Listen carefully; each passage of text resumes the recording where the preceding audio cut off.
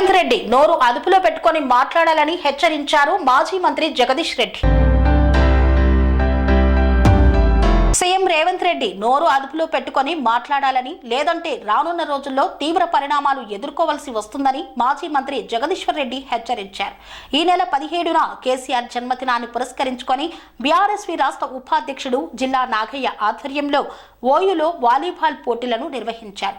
పోటీలకు జగదీశ్వర్ రెడ్డి ముఖ్య అతిథిగా హాజరై ప్రారంభించారు. అనంతరం ఆయన మాట్లాడుతూ తోటి నాయకులను గౌరవించాలి అనే అవగాహన లేని ఒక మూర్ఖుడు తెలంగాణ రాష్ట్రానికి సీఎంగా ఉన్నాడని మండిపడ్డారు. రేవంత్ రెడ్డికి అన్ని మార్గాలు మూసుకుపోయాయని, సొంత పార్టీలోనే రేవంత్ రెడ్డిపై నేతలు తిరగబడుతున్నారన్నారు. సొంత పార్టీ నేతలే రేవంత్ రెడ్డిని విమర్శించే స్థాయికి దిగజారిపోయాడని ఆరోపించారు.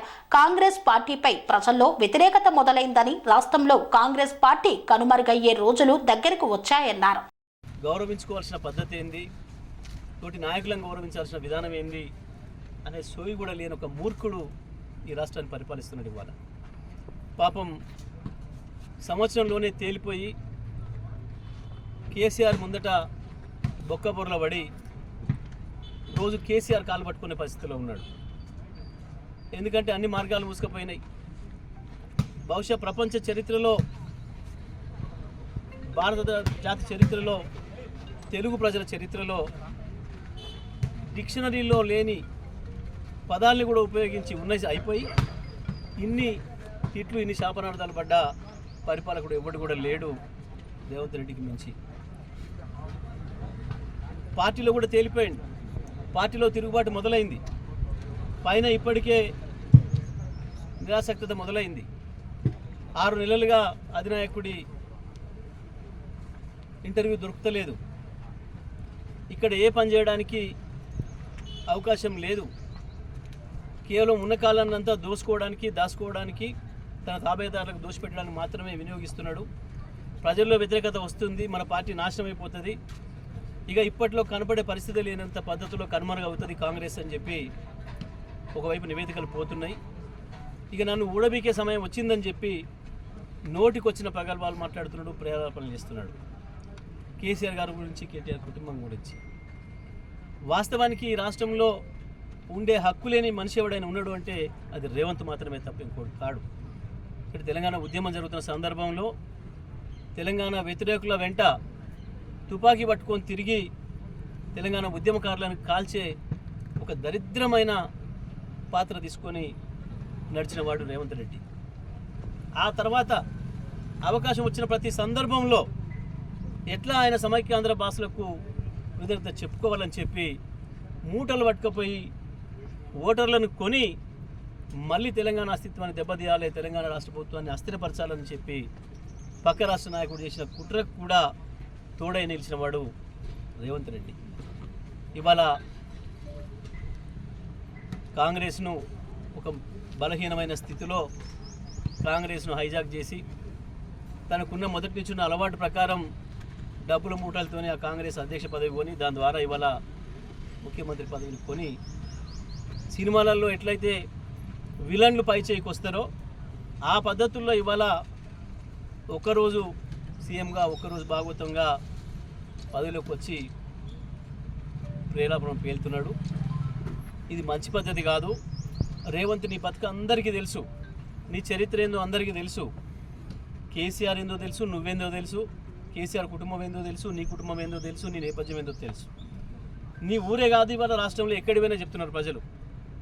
నీ చేత మోసానికి గురైన వాళ్ళు, నీ చేత ద్రోహానికి గురైన వాళ్ళు, నీ యొక్క అత్యాశకు బలైతున్న వాళ్ళు, నీ కుటుంబం యొక్క అత్యాశకు బలైతున్న వాళ్ళు, వాళ్ళ మాటల్లో వినాలి నీ చరిత్ర వింటే.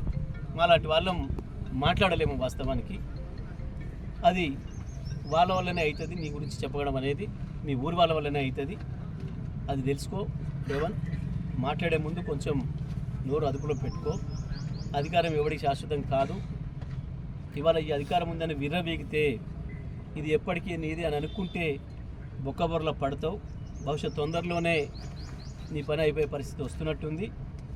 ఈ చిల్లర మాటలు, చిల్లర వేషాలు బంద్ చేసుకో. ఇవి నువ్వు మాట్లాడుతుంది కేసీఆర్ గురించి నీ నైరాశ్యాన్ని తెలియజేస్తున్నాయి, నీ ఫ్రస్ట్రేషన్ తెలియజేస్తూ ఉన్నాయి. పార్టీలో నీకు వస్తున్న తిరుగుబాటుకు, పైనుంచి లేని ఆదరణకు ఇవన్నీ సాక్ష్యాలుగా కనబడుతున్నాయి. ఇవాళ కేసీఆర్ లేడు, కేసీఆర్ని మాయం చేసిన అని మాట్లాడుతున్న నువ్వు బహుశా ఈ రాష్ట్రంలో కేసీఆర్ వల్ల లాభం పొందిన వాళ్ళు, కేసీఆర్ వల్ల ప్రయోజనం పొందిన వాళ్ళు కూడా రోజు తలుచుకుంటారో లేదో కానీ నువ్వు ఒక్కరోజు కూడా కేసీఆర్ని తలుచుకున్న రోజు లేదు. లేనే లేడన్న కేసీఆర్, మాయమైపోయిందన్న కేసీఆర్ను నువ్వు ఎందుకు తలుచుకోవాల్సి వస్తుంది? కేసీఆర్ని తలుచుకోకపోతే నీకు బతికేలేని పరిస్థితి ఎందుకు వచ్చింది? ఇవాళ మరొకసారి కేసీఆర్ గురించి మాట్లాడి కేసీఆర్ కూడా ఏమన్నా బయటకు వస్తాడేమో, నాకేమన్నా 2 మాటలు నా గురించి మాట్లాడతాడేమో, దాని మీద మళ్ళీ ఒక 6 నెలలు బతుకుదామని చూస్తున్నావు నువ్వు. నీవి కుప్పిగంతులు, నీవి పిల్లిగంతులు, నీవి కోతి చేష్టలు. ఈ కోతి చేష్టలకు, ఈ కుప్పిగంతులకు కేసీఆర్ ఏం చెల్లించాడు, కేసీఆర్ ఏం స్పందించాడు. నీ గురించి స్పందించడానికి తెలంగాణ పల్లెల్లో ప్రతి రైతు, ప్రతి పెన్షనరు, ప్రతి మహిళ, నీ చేత మోసపోయిన ప్రతి ఆటో కార్మికుడు, ప్రతి ఎన్ఆర్జీఎస్ కార్మికుడు, ప్రతి విద్యార్థి, నీ చేత చంపబడుతున్న విద్యార్థి కుటుంబాలు, నీ చేత నాశనం అయిపోయి హాస్పిటల్లో పాలై ప్రభుత్వ చదువులను వదులుకొని పోతున్న విద్యార్థుల పనేసియా మెరిడియన్ హాస్పిటల్స్ ప్రతి సామాన్యుడికి అందుబాటులో అంతర్జాతీయ వైద్య ప్రమాణాలతో వైద్యం, 24 గంటల అంబులెన్స్ సర్వీసుతో పాటు అత్యవసర సేవలతో ఏర్పాటైన చికిత్సా విభాగం. మా దగ్గర గుండె సంబంధిత, మూత్రపిండ, కాలేయ, కంటి జబ్బులకు, మోకాళ్ల శస్త్ర చికిత్సతో పాటు కోవిడ్-19, బ్లాక్ ఫంగస్ వంటి వైరస్లకు, అన్ని రకాల ఆరోగ్య సమస్యలకు నమ్మకమైన అత్యాధునిక వైద్య చికిత్సను అందిస్తున్న హాస్పిటల్ పనేసియా మెరిడియన్ హాస్పిటల్స్. మీ ఆరోగ్య సమస్య ఏదైనా ఇప్పుడు పరిష్కారం సాధ్యం.